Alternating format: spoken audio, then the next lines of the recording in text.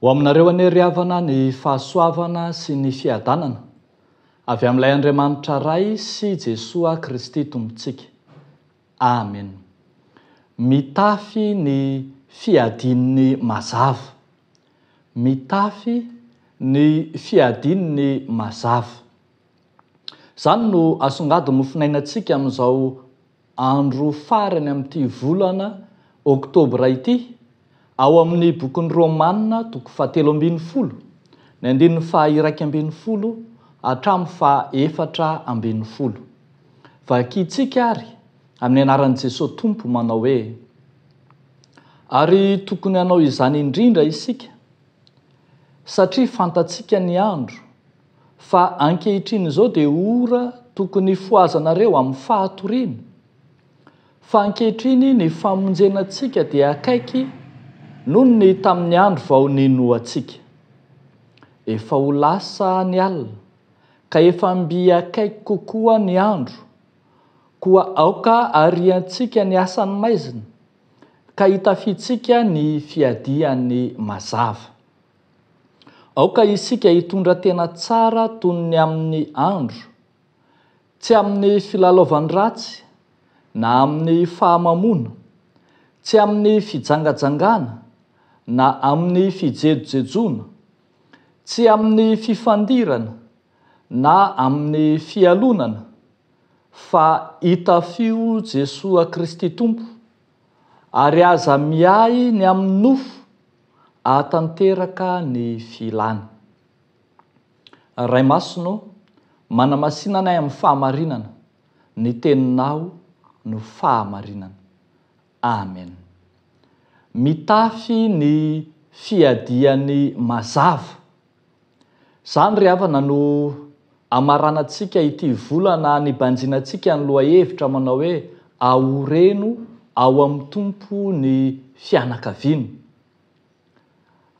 Ambarany Paoly eto amin'ity epistily ity fa efa mby akaiky ny andro, efa manakaiky antsika ny mazava.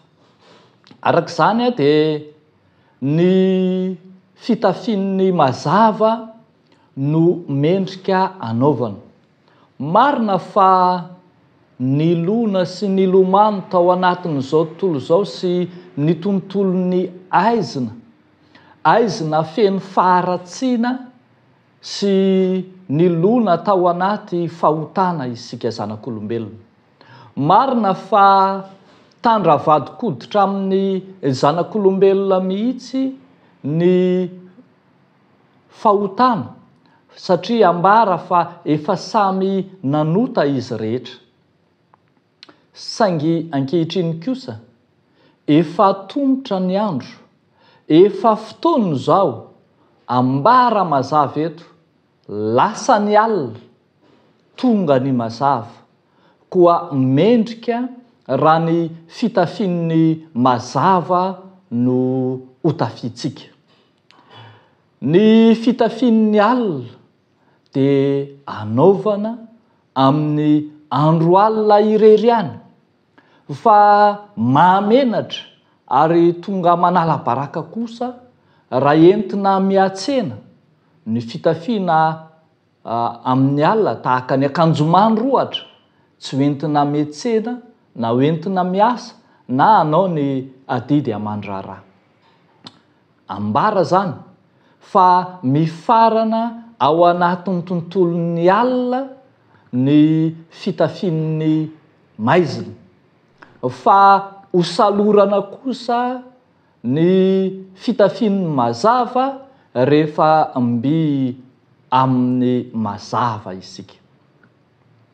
Ny mino izay mino sy matoky any Kristy ry havako malala, ka mitafy any Kristy no tonga ao anatin'ny fahazavan'Andriamanitra.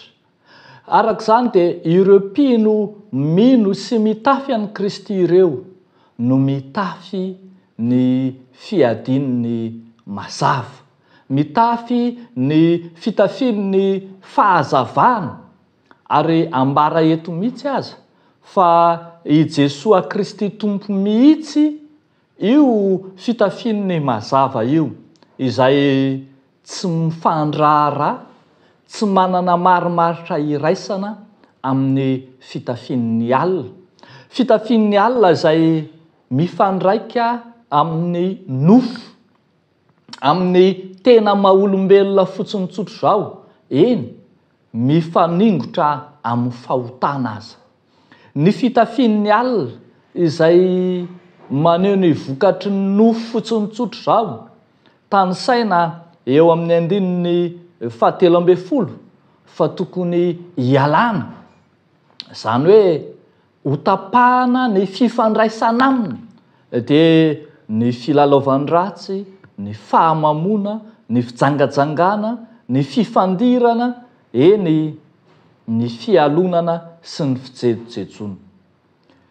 Ny mpino izay mitafy ny mazava ka mifandray amin'i Jesosy Kristy Tompo dia tsy manana fifandraisana intsony amin'ny fitafian'ny alina na amin'ny fomban'ny alina izay nanamaloka ny fiainany, nanamaizina ny fiainany, izay nahatonga azy voangolo ny asa matin'ny Satana rehetra.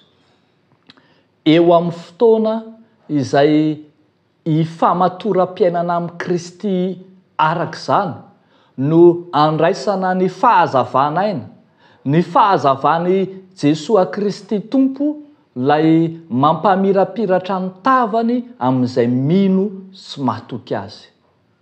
Ry havako malala ao amin'ny Tompo, mampahatsiaro antsika ny fitondran-tena mahamendrika ny kristianina ny apôstôly Paoly ho an'ny fiangonana tany Roma fahizay, fa mety sy sahaza ho antsika kristianina rehetra koa ankehitriny amin'izao vanim-potoana efa mampanjakazaka ny fanararotana ara-nofo sy mampanjakazaka ny filan'ny nofo maro samihafa izao.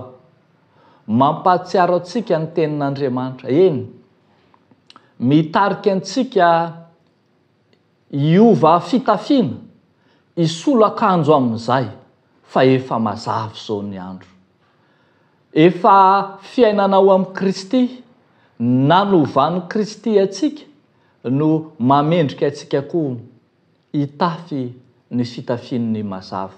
Ady no atao, tsy maintsy resenao amin'ny herin'ny fanahy sy amin'ny farisendahatra rehetra, ny hery ratsy, ny aizina, ny alina izay mbola mitady hisaringotra, hitady hisarangotra, hitady hamikitra anao hitoetra ao anaty aizina mandrakariva. Ady no atao, ary ampahafantariny soratra masina fa raha vonona ianao dia Kristy Jesosy mihitsy no ampandresy anao amin'izany ady izany, ka ampisalotra anao fitafiana vaovao, fitafiana fotsy izay mbola tsy nisy nanao, fitafiana izay mariky ny fandresena miezinezina izay atafin'i Kristy anao. Io fitafiana fotsy io no izoranao amin'ny fiainam-baovao, amin'ny fiainan'ny olombovonjy, amin'ny famonjena izay efa noman'ny Tompo ho an'ny mino rahateo. Ndao ary havako, aoka tsy hanaiky resy ianao, zay no ambara eto, fa mitafy ny fiadin'ny mazava ianao, ka fiadina mampandresy ianao dia i Jesosy Kristy Tompo irery ihany. Aoka ho naman'ny mpandresy ianao, dia ho naman'ny Kristy lay misalotra ny fitafiana mahavonjy. Dia ho an'Andriamanitra irery ihany ny voninahitra. Amen. Hivavaka isika. Raha eo misaotra anao izay no ny fahasoavanao izay amin'ny ranao fo aminay isan'andro, na dia ny aina tao anatin'ny aizina sy ny aizikitroko ny fahotana sy ny fiainan'izao tontolo izao ary izahay amin'ny maha-olombelona, dia teo ianao Jesosy Kristy ilay nampitafy fitafiana vaovao anay, fitafiany ny mazava, fitafiany ny mpandresy, dia ianao Jesosy Kristy izany. Mitondram-bavaka izahay ankehitriny ho an'ireo rehetra miady amin'ny finoana, ireo izay miady mafy, te hamonjy ny ankonany, hitondra ny ankonany ao aminao, Tompo raiso izy aram-paherezo, mba tsy hiady irery fa hiantehitra aminao Jesosy hatrany. Mba ho marina tokoa ny teninao manao hoe amin'izany andro izany dia ho Andriamanitry nisy ampianakaviana amin'ny taranak'Israely aho. Dia amin'ny anaran'i Jesosy Kristy Tomponay, anaovanay sy angatahanay izany vavaka izany misaotra raha io. Amen.